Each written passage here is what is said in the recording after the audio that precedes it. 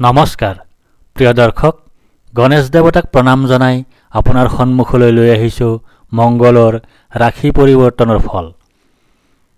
যোৱা 21 জানুৱাৰী 2025 ইং তাৰিখে মংগল দেৱতাই বৰ্তমানৰ কৰ্কট ৰাশি ত্যাগ কৰি মিথুন ৰাশিত প্ৰৱেশ কৰিছে আৰু 2 এপ্ৰিল 2025 ইং তাৰিখলৈ মিথুন ৰাশিতে থাকিব।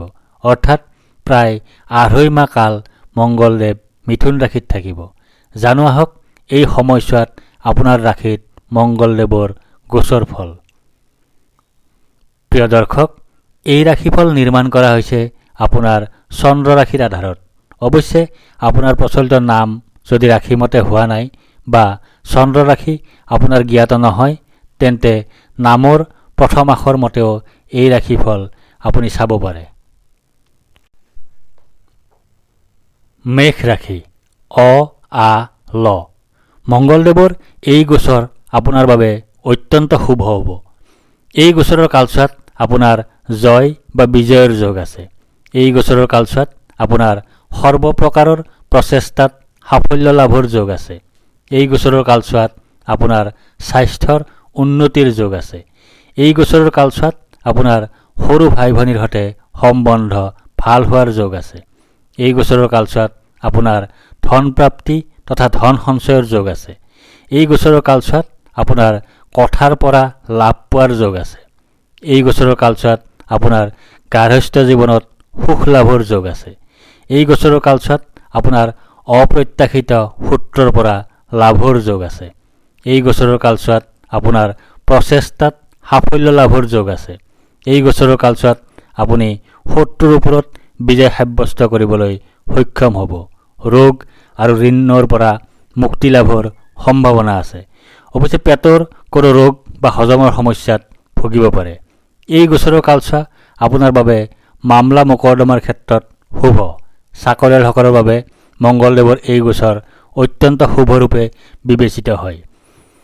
পদোন্নতিৰ সম্ভাৱনাও দেখা যায়। চাকৰি প্ৰত্যাশীসকলৰ বাবেও এই গোচৰকালত সম্ভাৱনাৰ দুৱাৰ খোলাৰ যোগ দেখা যায়। প্ৰতিযোগিতামূলক পৰীক্ষাৰ বিদ্যাৰ্থী আৰু উচ্চ শিক্ষাৰ বিদ্যাৰ্থীসকলৰ বাবে মংগলদেৱৰ এই গোচৰ শুভ হ'ব। বৃষ ৰাশি উ এ অ ব। মংগলদেৱৰ এই গোচৰ আপোনাৰ বাবে শুভ হোৱাৰ সম্ভাৱনা দেখা নাযায়। এই গোচৰৰ কালছোৱাত আপোনাৰ ধন হানি হোৱাৰ যোগ আছে। এই গোচৰৰ কালছোৱাত আপোনাৰ কৰ্মত বাধাৰ যোগ আছে। এই গোচৰৰ কালছোৱাত আপোনাৰ নানাজনৰ দ্বাৰা সমালোচনাৰ সন্মুখীন হোৱাৰ যোগ আছে। এই গোচৰৰ কালছোৱাত আপোনাৰ অতিৰিক্ত ব্যয়ৰ যোগ আছে। এই গোচৰৰ কালছোৱাত আপোনাৰ মুখৰ কথা অত্যন্ত ৰুঢ় তথা কটু হোৱা দেখা যাব। ফলত নিশ্চিতভাৱে আপোনাৰ কুটুম্বৰ সৈতে সম্বন্ধ বেয়া হ'ব। এই গোচৰৰ কালছোৱাত আপোনাৰ সৰু সুৰা দুৰ্ঘটনা তথা আঘাতৰ যোগ আছে। এই গোচৰৰ কালছোৱাত আপোনাৰ স্থান হেৰুৱাৰ যোগ আছে। এই গোচৰৰ কালছোৱাত আপোনাৰ অযথা ধন ব্যয়ৰ যোগ আছে। এই গোচৰৰ কালছোৱাত আপোনাৰ মৰ্যাদা হানিৰ যোগ আছে। এই গোচৰৰ কালছোৱাত আপোনাৰ দুশ্চিন্তাৰ যোগ আছে। এই গোচৰৰ কালছোৱাত আপোনাৰ অশুভ পৰিৱৰ্তনৰ যোগ আছে। অৱশ্যে এই গোচৰৰ কালছোৱাত আপোনাৰ ব্যৱসায়ৰ ক্ষেত্ৰত নতুন কোনো সম্ভাৱনা সৃষ্টি হোৱাৰ যোগ দেখা যায়। সেইদৰে দাম্পত্যৰ ক্ষেত্ৰতো পতি পত্নীৰ মাজত এক অনুকূল বাতাবৰণ সৃষ্টি হোৱাৰ সম্ভাৱনা দেখা যায়। বিদ্যাৰ্থীসকলৰ বাবে মংগলদেৱৰ এই গোচৰ অত্যন্ত শুভ হোৱাৰ সম্ভাৱনা দেখা যায়। উচ্চ শিক্ষাৰ বিদ্যাৰ্থীসকলৰ বাবেও এই গোচৰ অত্যন্ত শুভ হোৱাৰ সম্ভাৱনা দেখা যায়। মিথুন ৰাশি ক ঘ দ্বিতীয় ছ। মংগলদেৱৰ এই গোচৰ আপোনাৰ বাবে অশুভ হোৱাৰ সম্ভাৱনাই বেছি। এই গোচৰৰ কালছোৱাত আপোনাৰ আন্তৰিক সুখ ভোগৰ যোগ আছে। এই গোচৰৰ কালছোৱাত আপোনাৰ জ্বৰত আক্ৰান্ত হোৱাৰ যোগ আছে। এই গোচৰৰ কালছোৱাত আপোনাৰ অযথা ভ্ৰমণৰ যোগ আছে। এই গোচৰৰ কালছোৱাত আপোনাৰ শত্ৰু ভয়ৰ যোগ আছে। এই গোচৰৰ কালছোৱাত আপোনাৰ দুশ্চিন্তাৰ যোগ আছে। অৱশ্যে এই গোচৰৰ কালছোৱাত আপোনাৰ ব্যৱসায়ৰ ক্ষেত্ৰত নতুন কোনো সম্ভাৱনা সৃষ্টি হোৱাৰ যোগ দেখা যায়। কিন্তু অংশীদাৰী ব্যৱসায়ৰ ক্ষেত্ৰত বৰ এটা শুভ হোৱাৰ সম্ভাৱনা দেখা নাযায়। এই গোচৰৰ কালছোৱাত আপোনাৰ ভয়ৰ যোগ আছে। এই গোচৰৰ কালছোৱাত আপোনাৰ চিন্তাৰ যোগ আছে। এই গোচৰৰ কালচোৱাত আপোনাৰ জীৱনসংগীৰ সৈতে সাময়িক বা দীৰ্ঘস্থায়ী বিচ্ছেদৰ যোগ আছে। এই গোচৰৰ কালচোৱাত আপোনাৰ অতিৰিক্ত ব্যয়ৰ যোগ আছে। এই গোচৰৰ কালচোৱাত আপোনাৰ হিতাহিত জ্ঞানশূন্য অৱস্থা সৃষ্টি হোৱাৰ যোগ আছে। অৱশ্যে এই গোচৰৰ কালচোৱাত আপুনি শত্ৰুৰ ওপৰত বিজয় সাব্যস্ত কৰিবলৈ সক্ষম হ'ব। এই গোচৰৰ কালচোৱাত আপোনাৰ পাৰিবাৰিক সুখ বিঘ্নিত হ'ব। এই গোচৰৰ কালচোৱাত আপোনাৰ পেটৰ কোনো ৰোগ বা হজমৰ সমস্যা হ'ব পাৰে। এই গোচৰৰ কালচোৱাত আপোনাৰ সৰু সুৰা দুৰ্ঘটনা তথা আঘাতৰ যোগ আছে। কৰ্কট ৰাশি, মূৰ্ধন্য ড হ। মংগলদেৱৰ এই গোচৰ আপোনাৰ বাবে মধ্যম হ'ব বুলি ক'ব পাৰি। এই গোচৰৰ কালচোৱাত আপোনাৰ ধন নাশৰ যোগ আছে। এই গোচৰৰ কালচোৱাত আপোনাৰ অতিৰিক্ত ব্যয়ৰ যোগ আছে। এই গোচৰৰ কালচোৱাত আপোনাৰ কলহৰ যোগ আছে। এই গোচৰৰ কালচোৱাত আপোনাৰ আনৰ দ্বাৰা সমালোচনাৰ সন্মুখীন হোৱাৰ যোগ আছে। অৱশ্যে এই গোচৰৰ কালচোৱাত আপোনাৰ শত্ৰুৰ ওপৰত বিজয় সাব্যস্ত কৰাৰ যোগ আছে। সেইদৰে এই গোচৰৰ কালচোৱাত আপোনাৰ স্থান লাভৰ যোগ আছে। এই গোচৰৰ কালচোৱাত আপোনাৰ পদ প্ৰাপ্তিৰ যোগ আছে। চাকৰিয়ালসকলৰ বাবে এই গোচৰৰ কালচোৱাত পদোন্নতিৰ যোগ দেখা যায়। এই গোচৰৰ কালচোৱাত আপোনাৰ আয় বৃদ্ধিৰ যোগ আছে। এই গোচৰৰ কালচোৱাত আপোনাৰ অপ্ৰত্যাশিত লাভৰ যোগ আছে। এই গোচৰৰ কালচোৱা বিদ্যাৰ্থীৰ বাবে অত্যন্ত শুভ হ'ব।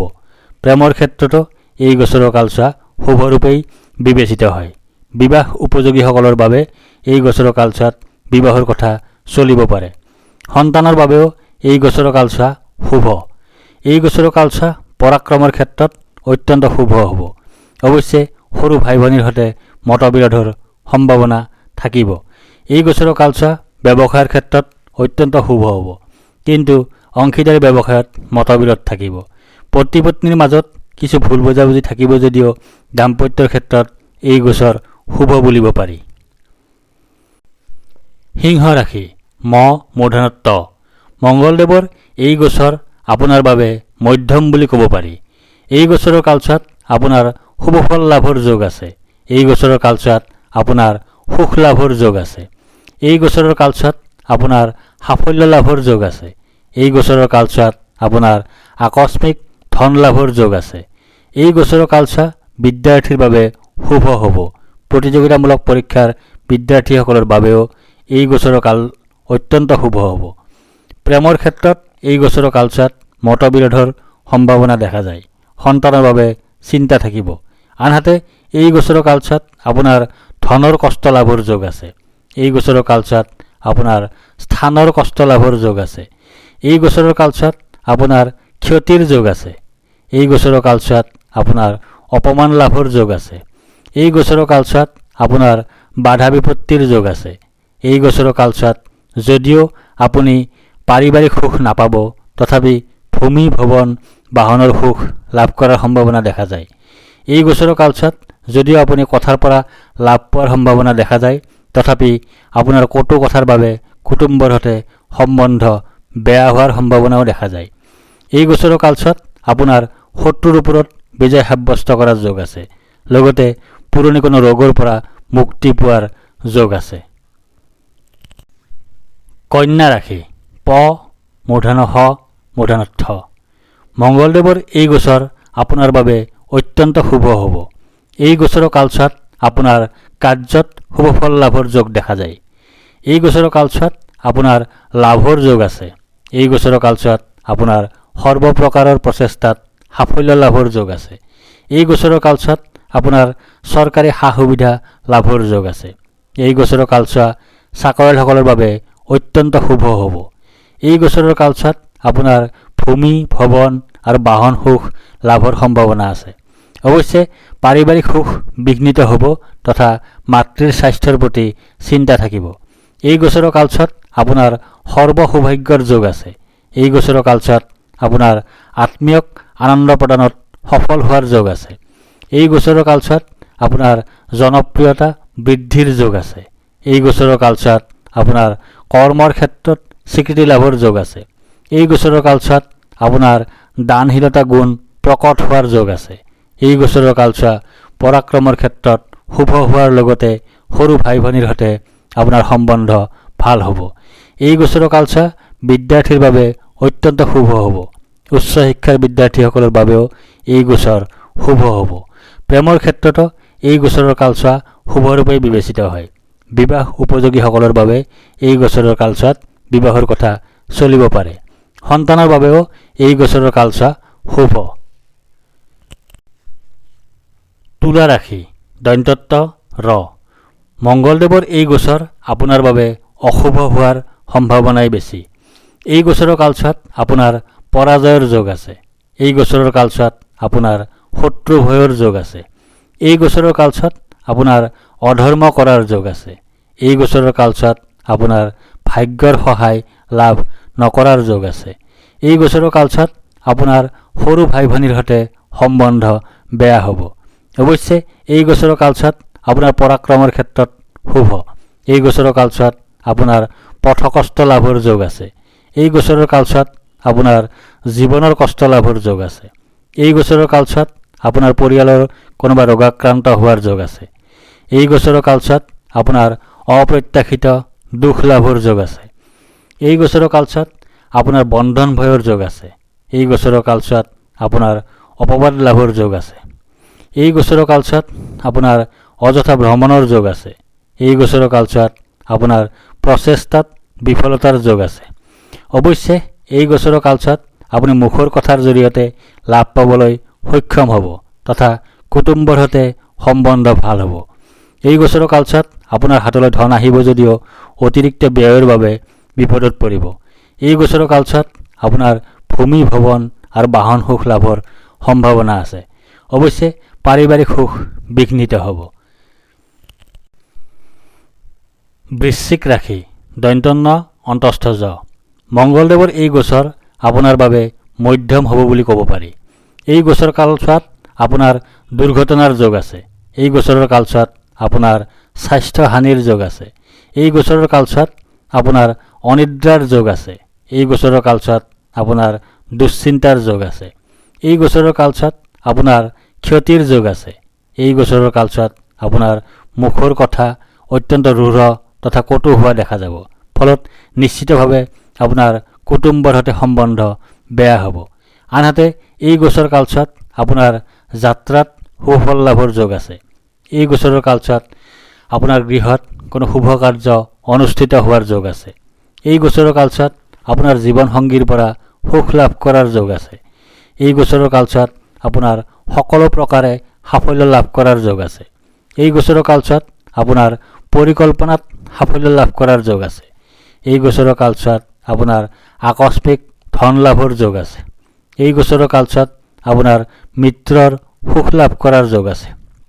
এই গোচৰৰ কালছোৱাত আপোনাৰ সামাজিক বিভিন্ন অনুষ্ঠান তথা ব্যক্তিৰ সৈতে সম্বন্ধ গঢ়ি উঠাৰ যোগ দেখা যায়। এই গোচৰৰ কালছোৱাত পৰাক্ৰমৰ ক্ষেত্ৰত অত্যন্ত শুভ হ'ব। অৱশ্যে সৰু ভাই ভনীৰ সৈতে মতবিৰোধৰ সম্ভাৱনা থাকিব। ধনু ৰাশি দন্ত্যধ্ব মূৰ্ধন্যধ্ব ফ ফ। মংগলদেৱৰ এই গোচৰ আপোনাৰ বাবে মধ্যম হ'ব বুলি ক'ব পাৰি। এই গোচৰৰ কালছোৱাত আপোনাৰ সুখৰ যোগ আছে। এই গোচৰৰ কালছোৱাত আপোনাৰ লাভৰ যোগ আছে। এই গোচৰৰ কালছোৱাত আপোনাৰ মান সন্মান বৃদ্ধিৰ যোগ আছে। এই গোচৰৰ কালছোৱাত আপোনাৰ ব্যৱসায়ত লাভৰ যোগ আছে। অৱশ্যে এই গোচৰৰ কালছোৱাত আপোনাৰ দাম্পত্যৰ ক্ষেত্ৰত বৰ এটা শুভ স্থিতি দেখা নাযায়। লগতে অংশীদাৰী ব্যৱসায়ৰ ক্ষেত্ৰতো মতবিৰোধৰ স্থিতি দেখা যায়। আনহাতে এই গোচৰ কালছোৱাত আপোনাৰ শোক পোৱাৰ যোগ আছে। এই গোচৰৰ কালছোৱাত আপোনাৰ ৰোগাক্ৰান্ত হোৱাৰ যোগ আছে। এই গোচৰৰ কালছোৱাত আপোনাৰ ক্ষতিৰ যোগ আছে।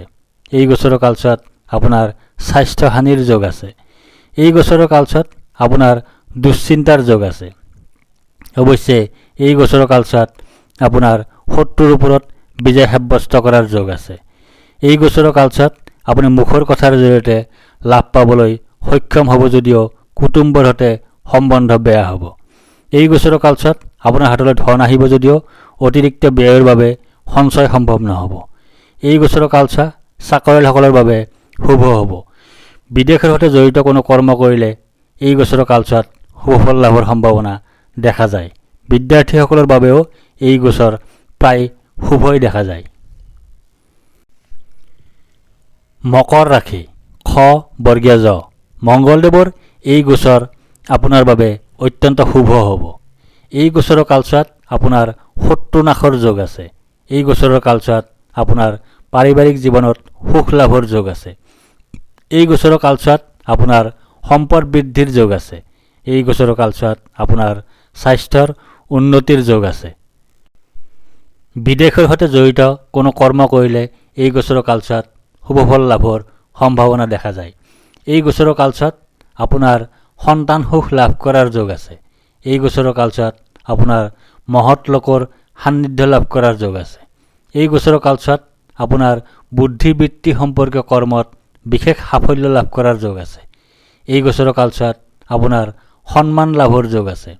এই গোচৰৰ কালচোৱাত আপোনাৰ কৰ্মোন্নতিৰ যোগ আছে। এই গোচৰৰ কালচোৱাত আপোনাৰ বস্ত্ৰ ৰত্ন আদি লাভ কৰাৰ যোগ আছে।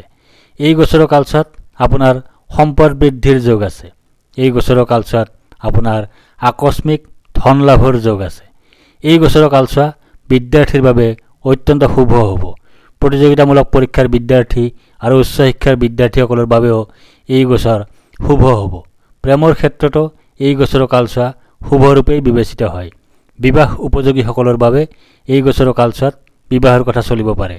সন্তানৰ বাবেও এই গোচৰৰ কালচোৱা শুভ। কুম্ভ ৰাশি গ তালব্য হ দন্ত্য হ মংগলদেৱৰ এই গোচৰ আপোনাৰ বাবে অশুভ হোৱাৰ সম্ভাৱনাই বেছি। এই গোচৰৰ কালচোৱাত আপোনাৰ চিন্তাৰ যোগ আছে। এই গোচৰৰ কালচোৱাত আপোনাৰ স্বাস্থ্যহানিৰ যোগ আছে। এই গোচৰৰ কালচোৱাত আপোনাৰ দুশ্চিন্তাৰ যোগ আছে। এই গোচৰৰ কালচোৱাত আপোনাৰ হতাশাত ভোগাৰ যোগ আছে। এই গোচৰৰ কালচোৱাত আপোনাৰ দুখ ভোগৰ যোগ আছে। অৱশ্যে এই গোচৰৰ কালচোৱাত আপোনাৰ আকস্মিক ধন লাভৰ যোগ আছে।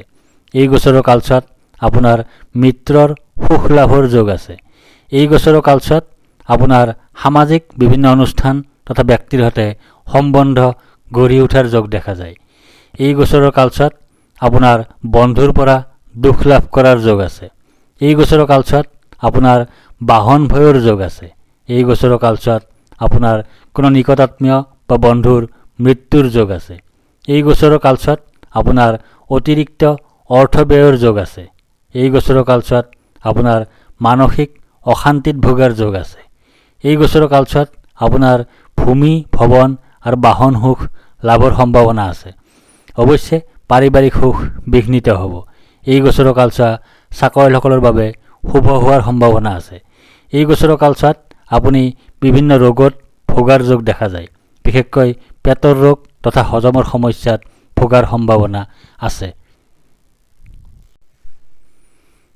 মীন ৰাশি প্ৰথম ছ দন্ত্য দন্ত্য মংগলদেৱৰ এই গোচৰ আপোনাৰ বাবে অশুভ হোৱাৰ সম্ভাৱনাই বেছি।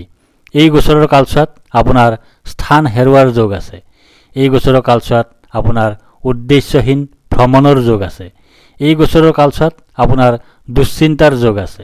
এই গোচৰৰ কালচোৱাত আপোনাৰ স্বাস্থ্যহানিৰ যোগ আছে। এই গোচৰৰ কালচোৱাত আপোনাৰ ভূমি ভৱন আৰু বাহন সুখ লাভৰ সম্ভাৱনা আছে। অৱশ্যে পাৰিবাৰিক সুখ বিঘ্নিত হ'ব। এই গোচৰৰ কালচোৱাত আপোনাৰ পিতৃ মাতৃৰ স্বাস্থ্যৰ প্ৰতি চিন্তা থাকিব। এই গোচৰৰ কালচোৱাত আপোনাৰ কোনো আত্মীয় বিয়োগৰ যোগ আছে। এই গোচৰৰ কালচোৱাত আপোনাৰ ৰোগত আক্ৰান্ত হোৱাৰ যোগ আছে। এই গোচৰৰ কালচোৱাত আপোনাৰ শত্ৰু ভয়ৰ যোগ আছে। এই গোচৰৰ কালচোৱাত আপোনাৰ পৰাক্ৰমৰ ক্ষেত্ৰত অসফল হোৱাৰ যোগ আছে। এই গোচৰৰ কালচোৱাত আপোনাৰ সৰু ভাই ভনীৰ সৈতে সম্বন্ধ বেয়া হ'ব। এই গোচৰৰ কালচোৱা ব্যৱসায়ৰ ক্ষেত্ৰত অত্যন্ত শুভ হ'ব, কিন্তু অংশীদাৰী ব্যৱসায়ত মতবিৰোধ থাকিব। পতি পত্নীৰ মাজত কিছু ভুল বুজাবুজি থাকিব যদিও দাম্পত্যৰ ক্ষেত্ৰত এই গোচৰ শুভ বুলিব পাৰি। এই গোচৰৰ কালচোৱাত আপোনাৰ আকস্মিক ধন লাভৰ যোগ আছে। এই গোচৰৰ কালচোৱাত মিত্ৰৰ সুখ লাভৰ যোগ আছে। এই গোচৰৰ কালচোৱাত আপোনাৰ সামাজিক বিভিন্ন অনুষ্ঠান তথা ব্যক্তিৰ সৈতে সম্বন্ধ গঢ়ি উঠাৰ যোগ দেখা যায়। ধন্যবাদ।